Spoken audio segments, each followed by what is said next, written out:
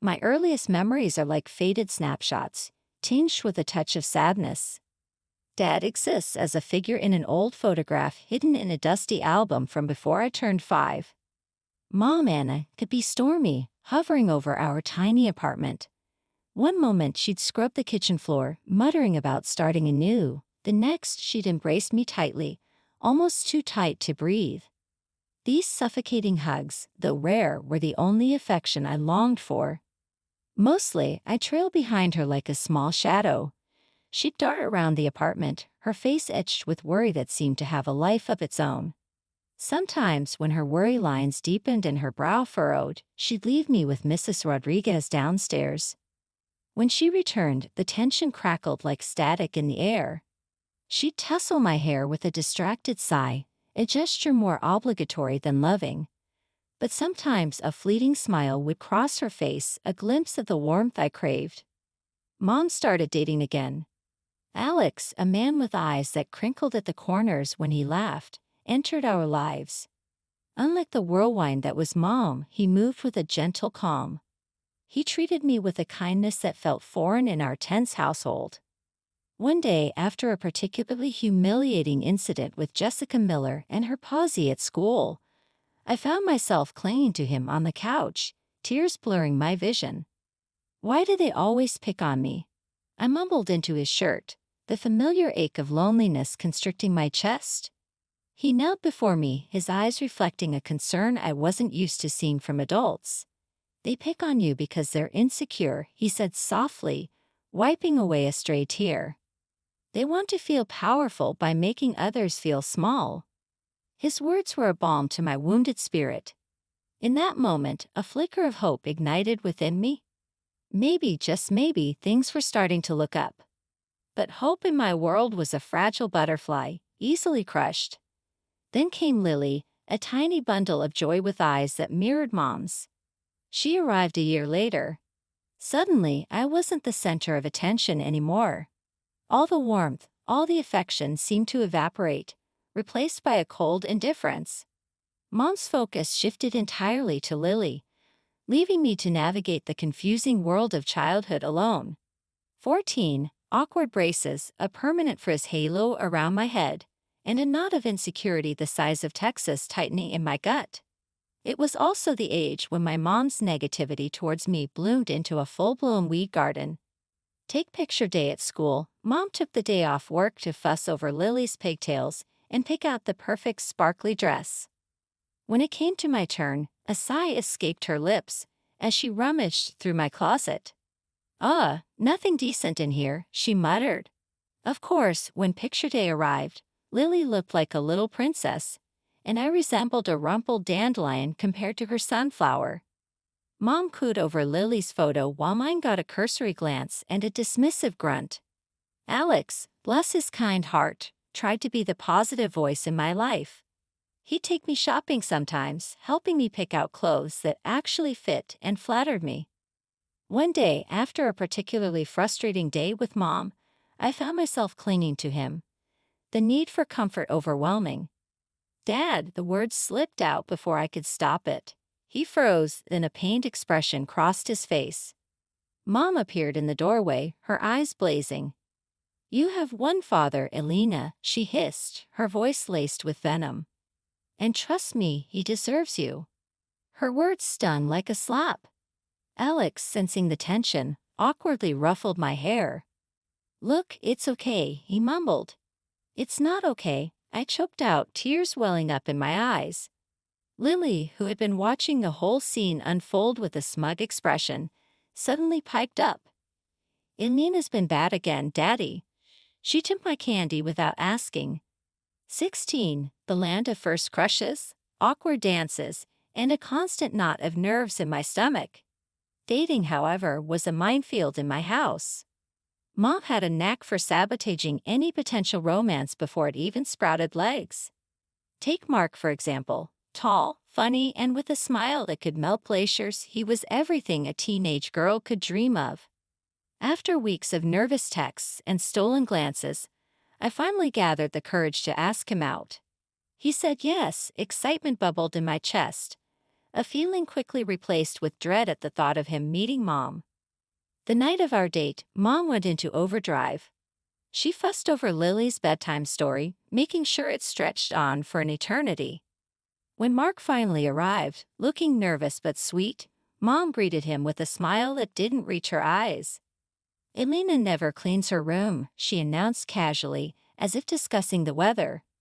"You might find socks and pizza boxes under that mountain of clothes." My cheeks burned like they were on fire. Mark gave a nervous chuckle, but the awkward silence stretched like a bad joke. The rest of the evening was a disaster. Mom kept making snide remarks about my weight, my taste in music, even my choice of college. By the end of the night, Mark practically ran out the door, leaving me feeling like a deflated balloon. The story repeated itself with a few unfortunate guys after that.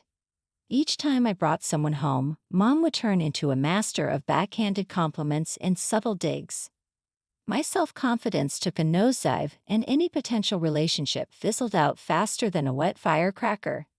18, the age of college applications, nervous goodbyes, and a fierce determination to break free from the suffocating grip of my childhood. Senior year became my mission control, a strategic plan to launch myself into a world where Mom's negativity couldn't reach me. College applications became my weapon of choice. I spent hours hunched over the kitchen table, pouring my heart and dreams onto those pristine white pages.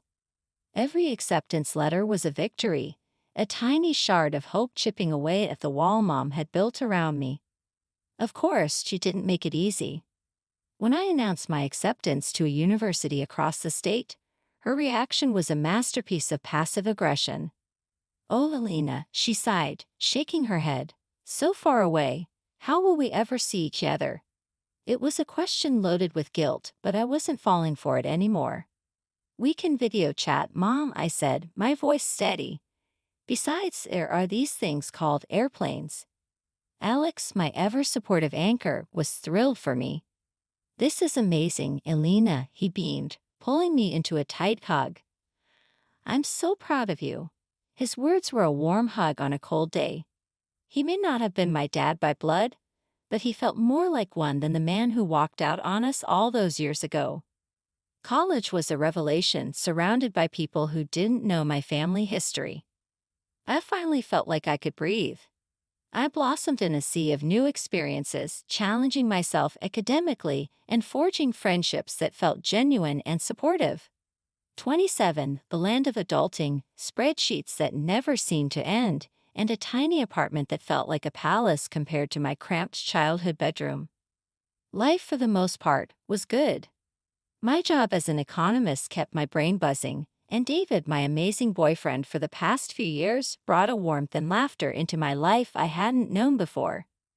One evening, over takeout Thai food and a bottle of wine, David dropped a bombshell. "So," he said, looking at me with that goofy grin I adored, "I think it's time we met each other's parents." My stomach lurched. Meeting David's folks was easy, a breeze even. They lived in a cozy house with a backyard that smelled like freshly cut grass, and they welcomed me with open arms. His mom, Sarah, practically smothered me in hugs, and his dad, Michael, spent the entire evening cracking jokes that had me snorting into my napkin. They were warm, funny, and genuinely interested in getting to know me. It felt normal, a word I never dared associate with family dinners in my past life. But the thought of David meeting my, well, interesting family filled me with dread. How could I explain the years of emotional neglect, the constant jabs, the suffocating negativity? I told him everything, the fights, the tears, the way Mom had chipped away at my self-esteem for years. Lily, unsurprisingly, hadn't gotten any better, now a master manipulator who knew exactly how to push my buttons. David listened patiently, his hand resting gently on mine. "Elena," he said firmly, "I'm marrying you, not your family. They may be baggage, but you're the prize." His words were a balm to my soul, a declaration of love that washed away years of doubt.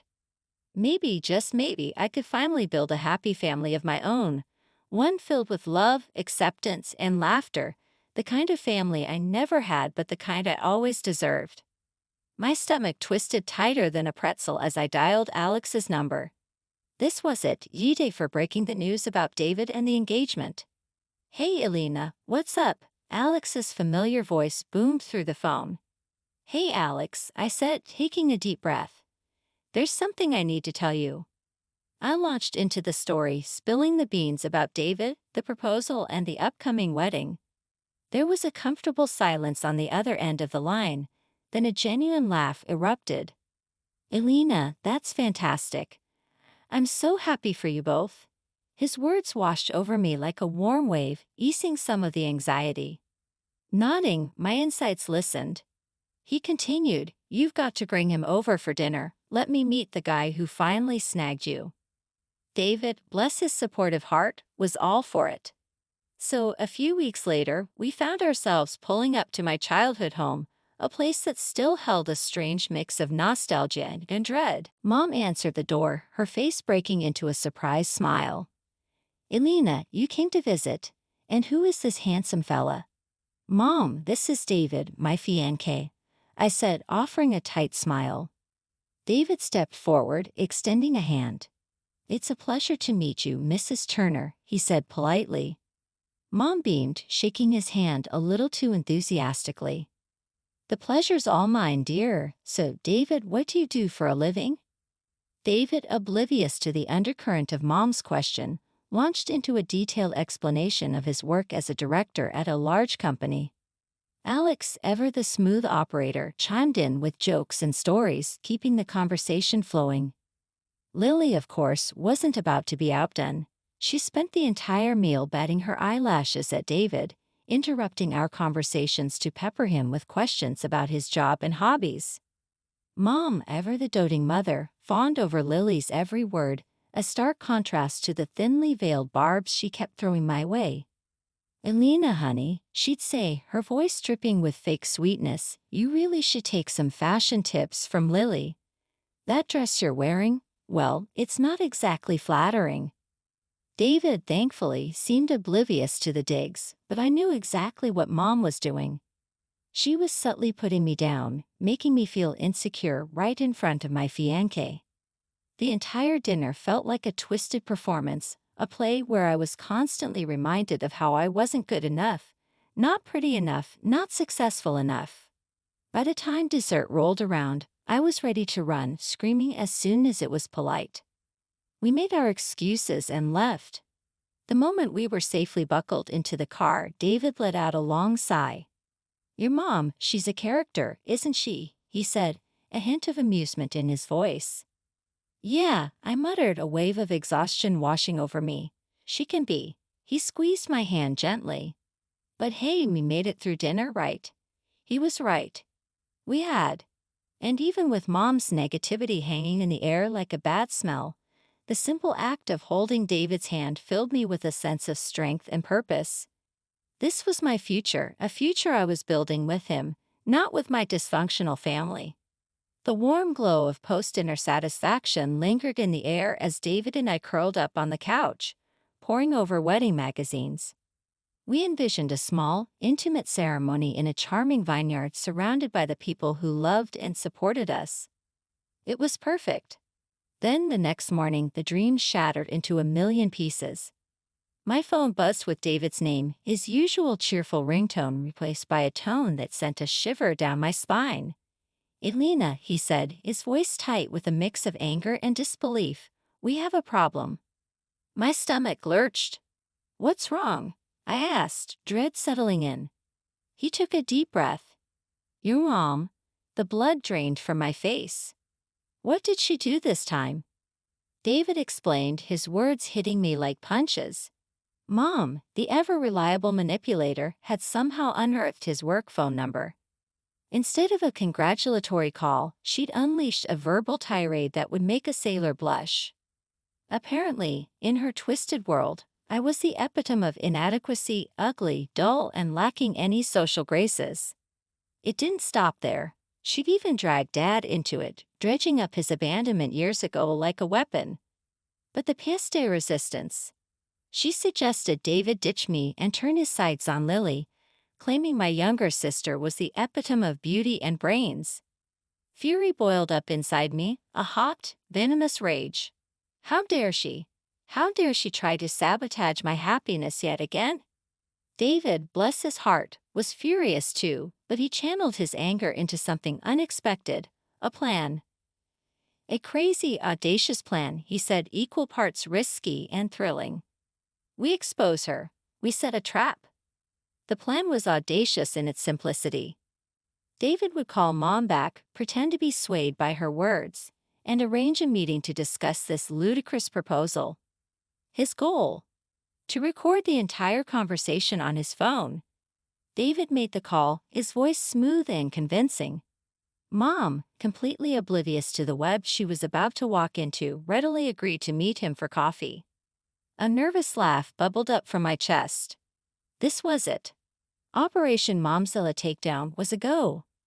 The outcome was uncertain, but one thing was clear. I wasn't going to let my mother dictate my future any longer. This time, the tables were turning, and I was ready to play for keeps. I decided to attend their meeting. The thought of confronting Mom, especially disguised as a stranger, sent shivers down my spine. But the anger simmering inside me, the anger at her constant negativity and her attempt to sabotage my happiness, was a powerful motivator.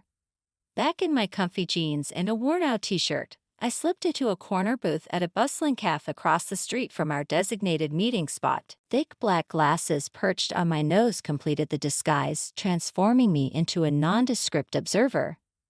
Butterflies danced a frenetic jig in my stomach as I watched Mom saunter into the cafe, a triumphant smile plastered on her face. She spotted David at the pre-arranged table in a private room, her smile widening further.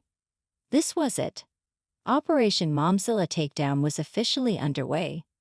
David, bless his tech-savvy heart, had discreetly turned on the dictaphone on his phone. Meanwhile, I heard their entire conversation in the immediate vicinity.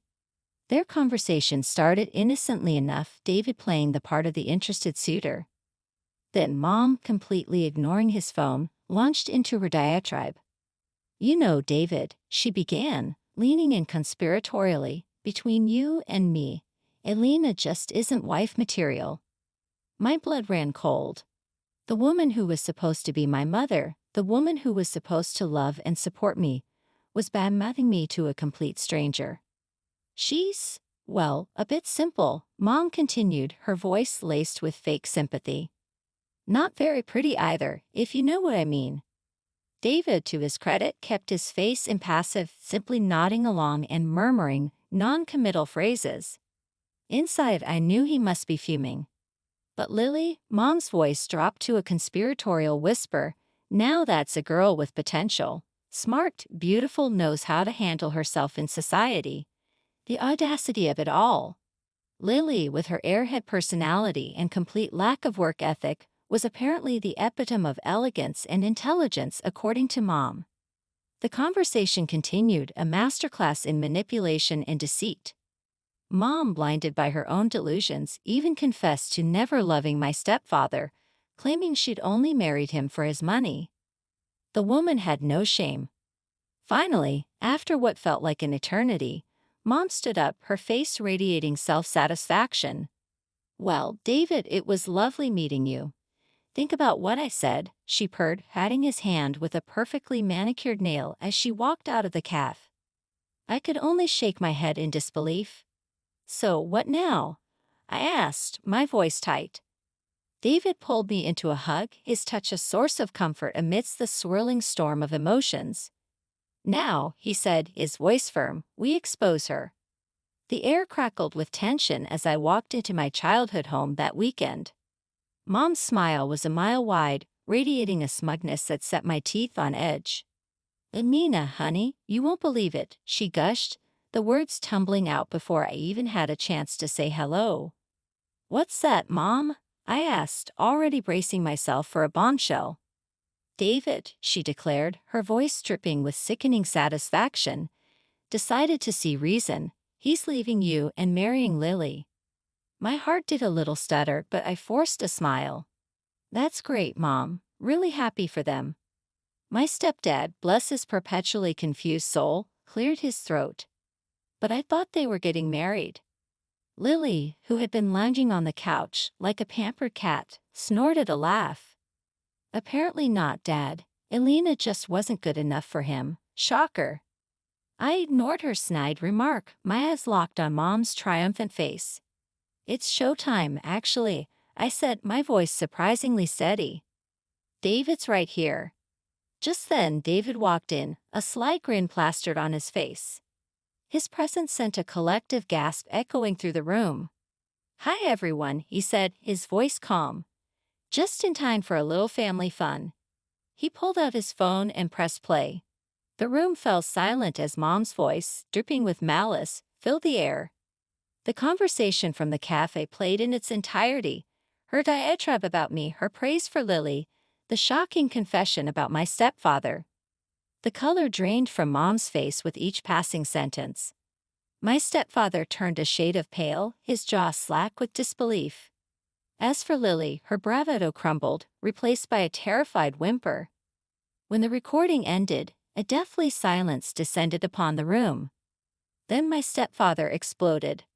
You lying snake, he roared, his voice shaking with fury. You married me for money all these years. Mom, for the first time in my life, looked genuinely lost. Tears welled up in her eyes, but they were overshadowed by the storm brewing on my stepfather's face. I want a divorce, he declared, his voice thick with anger. Get a lawyer. The room imploded. Mom and Lily burst into tears, their wails a cacophony of misery and self-pity. David, bless his heart, looked as comfortable as a fish out of water caught in a hurricane. Amidst the chaos, I felt a strange sense of calm. The truth, ugly and raw, was finally out in the open.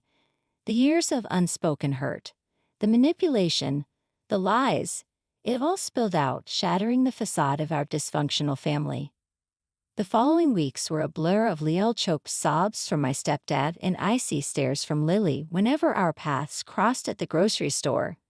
Mom, the architect of this whole mess, retreated into a self-imposed social media blackout. As for me, I felt strangely hollow.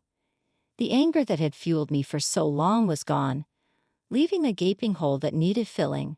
One sunny afternoon, David found me curled up on the couch, mindlessly flipping through wedding magazines that now seemed like dusty relics from a bygone era. Hey, he said, his voice laced with concern, you all right? I managed a weak smile. Yeah, just thinking. Everything just feels so different.